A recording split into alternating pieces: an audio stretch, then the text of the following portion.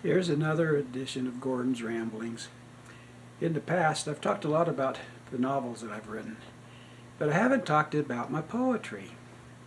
I never have been a poet until about 6 months ago. Something got into me and I started writing some poetry, and since then I've written 15 poems that I think are fairly decent, and they're all published on my website. I don't know where that came from either, just like the writing. The last one I wrote, I want to share with you. I wrote it yesterday. I've been reminiscing about my days on the farm, and said I needed to write a poem about it. So I did. This is called Blood of the Soil. And I'm going to read it because I don't have it memorized. They say you can take the boy off the farm, but you can't take the farm out of the boy. To be back on the farm, I'd give my right arm. How I miss the scent of the rich soil. To look back at the ground turning over in 4 straight, dark, moist furrows, turning under last year's stubble so tomorrow's harvest may grow. I long for the diesel smoke blowing black, a perfume sweet and strange.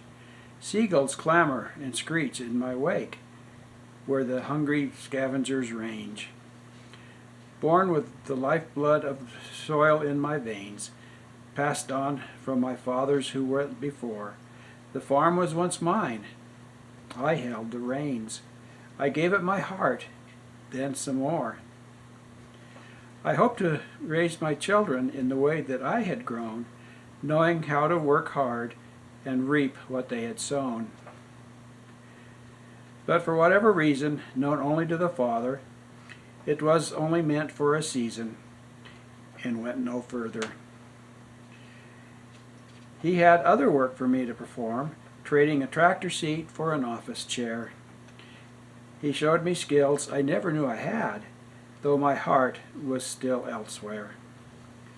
Now the decades quickly flown, I'm still the same lad, longing for the life I had known, yet grateful for what I once had.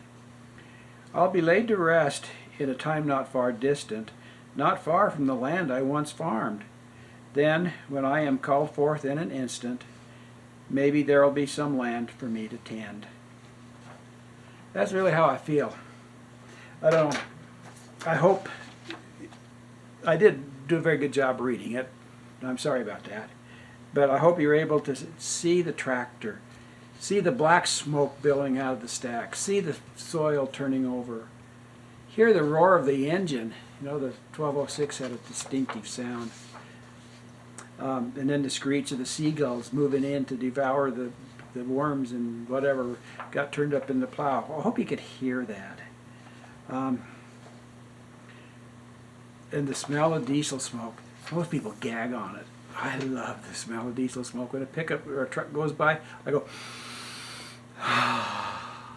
mix that with some fresh dirt, and it just takes my mind back 40 plus years, back to the farm, back to a time I miss.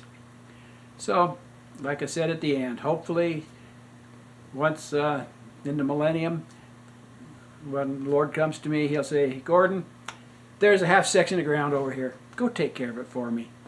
And that would be heaven.